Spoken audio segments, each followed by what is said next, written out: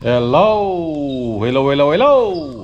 Magandang araw at magandang buhay at panibagong vlog na naman si Bonsai Stang Lumpo. So samahan nyo ako guys. Ito yung kinalbo natin. And then ito ay aayusan natin, okay? So katulad nito, yan. Yung mga sanga na yan. Okay, yan yung lalagyan natin ng sayaw, okay? Hindi pa nakatikim ng white.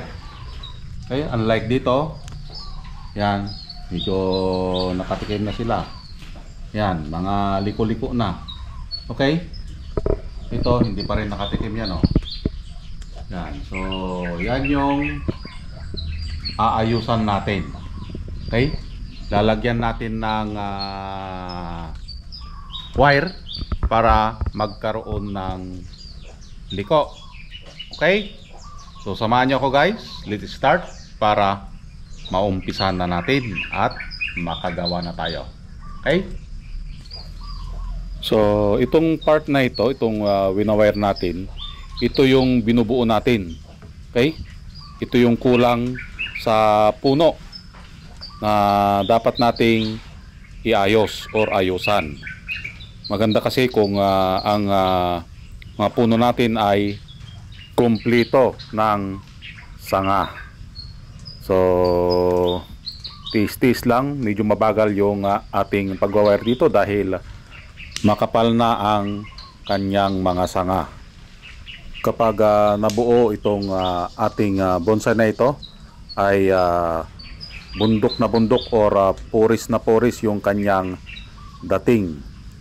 Medyo magantay pa tayo dito ng isa't kalahating taon siguro bago natin mailabas. Dapat bago tayo maglabas ng isang bonsai pagdating sa show, dapat kumpleto na lahat. Okay? So ang konsepto na ating ginawa dito ay bundok siya, tapos dun sa baba ay ilog. Sa madaling salita, sa pagitan ng dalawang bundok, sa baba nun may lagusan. Agoy, agoy, agoy. May tubig na umaagos. Yan. So kunting himas, kunting liko hanggang sa ma-perfect ang kanyang itsura.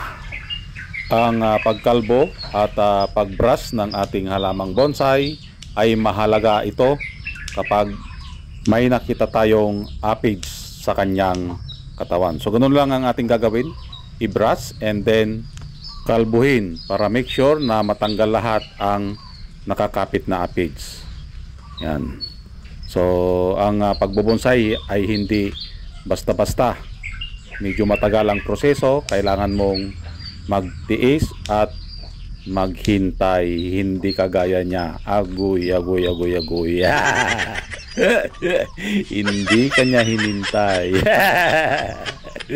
Wala ring pagtitiis, agoy, agoy, agoy. Hindi katulad ng bonsai na kapag ikaw ay may alagang bonsai, nandyan na lahat. Ang pagtitiis, ang paghihintay para makamit mo ito yung kanyang alindog. Agoy, agoy, agoy. Ang kanyang ganda dahil ang bonsai ito ay merong harmony na tinatawag. Yan. So kunting himas-himas, kunting gupit.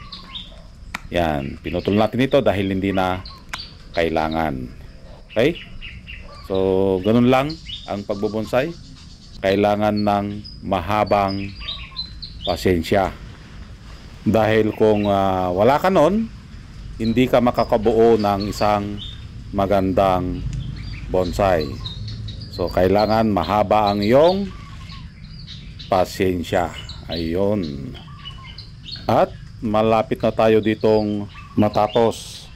So after 1 week, ito na ang kanyang itsura. Tinubuan na ng kunting dahon ang kanyang mga sanga. Magandang sinyalis ito sa ating halamang bonsai na healthy na ulit. Okay? So ganun lang ang ating gagawin kapag tayo ay may alagang bonsai. Dapat alam natin kung ano yung problema, alam natin yung kanyang pangangailangan. Sana ganon din siya. Agoy, agoy, agoy, agoy. Yung kaya niyang ibigay ang iyong pangangailangan. Agoy. Parang bonsai lang. Sana all. Ayun. At i-check natin mabuti para alam natin kung ano yung ibibigay nating kailangan natin sa ating halamang bonsai. So after 2 weeks, ito na ulit ang kanyang itsura. Makapal na ang kanyang mga dahon. Bumalik ulit ang kanyang alindog. Agoy, agoy, agoy, agoy. So nature na yung kanyang itsura.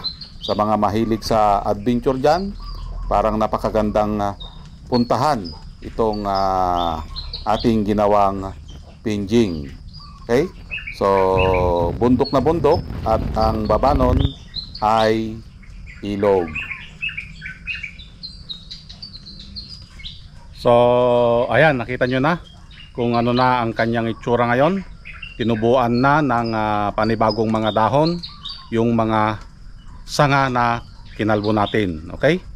So ang kulang na lang dito yung mga binubuo nating sanga na bonsai na hindi pa gaanong makapal. Okay? So yun na lang aantayin natin dito bago natin mailabas ito papunta doon sa show. Okay? So nakita nyo naman yung process na ginawa natin. Kinalbo, brinas dahil kinapitan ng aphids. Kapag hindi natin natanggal kasi yon, maaring mamatay ang ating halamang bonsai. Okay? So maraming salamat at nasama nyo na naman si Bonsaistang Lumpo. Hanggang sa muli. Bye-bye.